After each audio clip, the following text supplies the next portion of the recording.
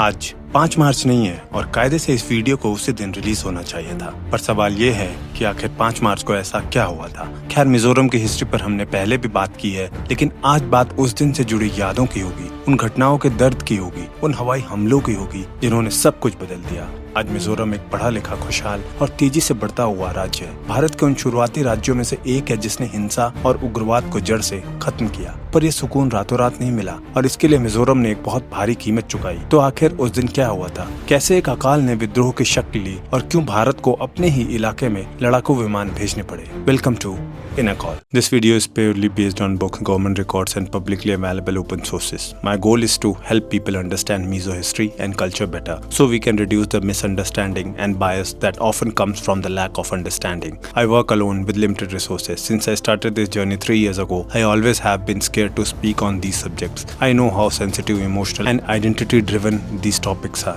I have no intention of hurting anyone's sentiments or questioning the integrity of our country. I'm simply trying to share the history that shaped us. I wanted to be honest with you. Harsh trolls can push months back. They make you think 1,000 times before touching a new topic. Threats won't help you or me. They only kill the spirit of learning. I am still a curious student of history and our country, trying to create something meaningful. I hope you watch this with an open mind and a heart of understanding. Assam के मिजो जिले में 5 मार्च 1966 को जो कुछ हुआ वो आजाद भारत के इतिहास में एक बहुत ही दुखद और बड़ा मोड़ था। इस दिन भारतीय वायुसेना का इस्तेमाल अपने ही नागरिकों के खिलाफ सैन्य कार्रवाई के लिए किया गया था। इसमें मशीन गन से फायरिंग, बम गिराना शामिल था। भारत के इतिहास में इकलौता ऐसा मौका था जब भारत सरकार ने अपने ही इलाके में एयरफोर्स का इस्तेमाल किया। ये कार्रवाई ऑपरेशन जेरिको के जवाब में की गई। यह मिजो इंटरनेशनल फ्रंट का एक बड़ा विद्रोह था जिसने पूरे जिले पर कब्जा कर लिया था, भारत से अलग होने का ऐलान कर दिया था। इसके बाद जो सैन्य कार्रवाई हुई और जो 20 साल का संघर्ष चला, उसकी वजहें काफी गहरी थी। इसके पीछे अकाल, प्रशासन की अनदेखी और अपनी अलग पहचान की भावना थी जो असम और भारत के राजनीतिक ढांचे से खुद को अलग महसूस करने लगी थी। 1966 के विद्रोह की शुरुआत को समझने के लिए हमें 1959 के मौतम अकाल को समझना बहुत जरूरी है। मिजो भाषा में मौतम का मतलब है बांस की मौत। यह कुदरत का एक ऐसा चक्र है जो 48 से 50 साल में होता है। इस आपदा की शुरुआत तब होती है जब लुशाई पहाड़ी के बड़े हिस्से में फैले मेलेकोना बैकिफेरा प्रजाति के बांस में फूल और फल आने लगते हैं। ये फल बहुत पौष्टिक होता है और इसकी वजह से काले चूहों की आबादी में बहुत बड़ा उछाल आता है। जैसे जैसे ये चूहे बांस के बीजों को खाते हैं, उनकी गिनती तेजी से बढ़ती है, जिसे वहाँ के लोग चूहों की बाढ़ या रेड फ्लड कहते हैं। एक बार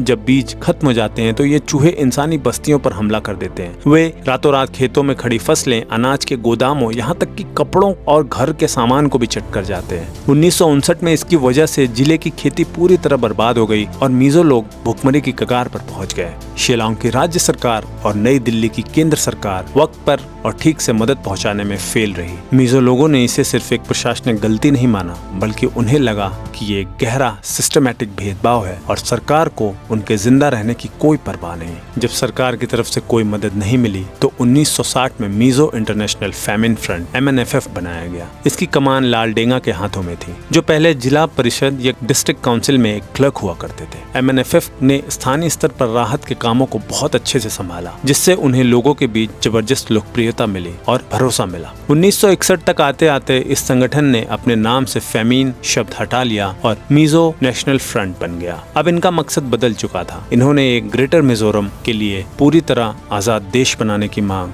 शुरू कर दी थी, जैसा कि हमने हिस्ट्री ऑफ मिजोरम में देखा है। 1961 से 1966 के बीच मिजो समाज में धीरे धीरे हथियार उठाने और सैन्य तैयारी की भावना बढ़ने लगी। रही सही कसर 1960 के असम राजभाषा अधिनियम, असम ऑफिशियल लैंग्वेज एक्ट ने पूरी कर दी। इस कानून के जरिए असमिया को इकलौती आधिकारिक भाषा बनाने की कोशिश की गई, जिसे मिजो लोगों ने अपनी सांस्कृतिक पहचान के लिए एक बड़ा खतरा माना। एक सोशल सर्विस संगठन के नाम पर MNF ने पूर्व सैनिकों और नाराज युवाओं को अपनी military wing Mizo national army में भर्ती करना शुरू किया। फरवरी 1966 के आखिरी में MNF के बड़े नेताओं ने ऑपरेशन जेरिको नाम के एक प्लान को फाइनल किया। इसका मकसद मिजो जिले के सभी पावर सेंटर्स पर कब्जा करना था। इस ऑपरेशन के लक्ष्य एकदम साफ थे: सरकारी खजानों को अपने कब्जे में लेना, पुलिस को बेअसर करना, अफसरों को पकड़ना, फर्स्ट असम राइफल और बॉर्डर सिक्योरिटी फोर्सेस की छावनियों से हथियार और गोला बारूद लूटना। विद्रोह ने प्रशासन को पूरी तरह हैरान कर दिया। टेलीफोन की लाइनें काट दी गईं, सड़कों पर रुकावटें लगा दी गईं ताकि सिलचर से कोई मदद न आ सके। 1 मार्च की सुबह तक एमएनएफ ने लुंगलेई और आइजोल के सरकारी खजानों पर कब्जा कर लिया था, जेलों से कैदियों को छुड़वा लिया था और राजधानी में असम राइफल्स के मुख्यालय के पास की ऊंची पहाड़ियों पर मोर्चा संभाल लिया था। लालडेंगा ने आजादी का ऐलान करते हुए सभी मिजो लोगों को भारत सरकार के खिलाफ खड़े रहने को कहा। कुछ दिनों तक ऐसा लगा कि जैसे पहाड़ियों पर भारत सरकार का कंट्रोल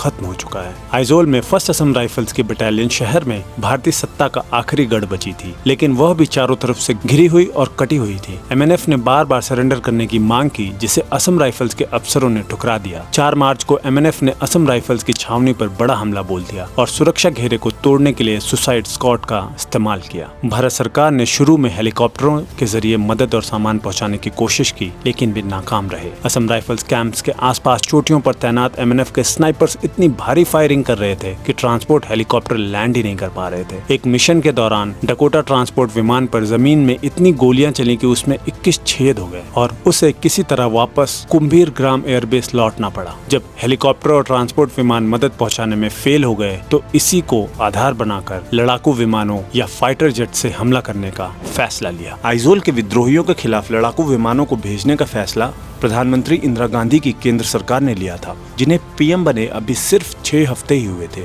5 मार्च 1966 की सुबह जब आसमान में लड़ाकू विमानों के इंजनों की गूंज सुनाई दी तो यह एक भारतीय शहर पर अपनी तरह के पहले हमले और अनोखे हमले की शुरुआत थी। भारतीय वायुसेना ने आइजोल और आसपास के इलाकों में 2 मुख्य तरह के लड़ाकू विमानों का इस्तेमाल किया। इन ऑपरेशन का मुख्य केंद्र सिलचर के पास कुंभीर ग्राम एयरबेस था। उस वक्त वहां सुविधाओं की बहुत कमी थी, इसलिए गोला बारूद और ईंधन कैरिबू विमानों के जरिए वहां पहुंचाया जाता था। पहला डसॉल्ट ऑर्गन, बागडोगरा से 29 तूफानी स्क्वाड्रन के 6 विमानों को कुंभीर ग्राम भेजा गया। दूसरा हॉकर हंटर, जोरहाट में तैनात 17 हंटर स्क्वाड्रन के विमानों ने इस गोलाबारी में बड़ी भूमिका निभाई थी। इन मिशनों में हिस्सा लेने वाले पायलटों में कुछ ऐसे नाम भी शामिल थे जो बाद में भारत के बड़े नेता बने, जैसे राजेश पायलट और सुरेश कलमाड़ी। हालांकि उनके शामिल होने के सही समय को लेकर आज भी राजनीति में काफी बहस होती है। इन हमलों का निशाना एमएनएफ के ठिकाने थे, लेकिन इसकी वजह से आइजोल के आम नागरिकों और वहां की इमारतों को भी गहरा नुकसान पहुंचा। लड़ाकू विमान जो पेयर्स में उड़ान भरते थे वे नीचे उड़कर उन निशानों को पहचानते थे जिन्हें जमीन पर मौजूद सेना के जवान स्मोक ड्रैगन या एमएनएफ के कब्जे वाली जगहों के तौर पर मार्क करते थे। चश्मदीदों के मुताबिक पहला हमला 5 मार्च को सुबह 11:30 बजे हुआ, जब पूरे शहर पर मशीन गन से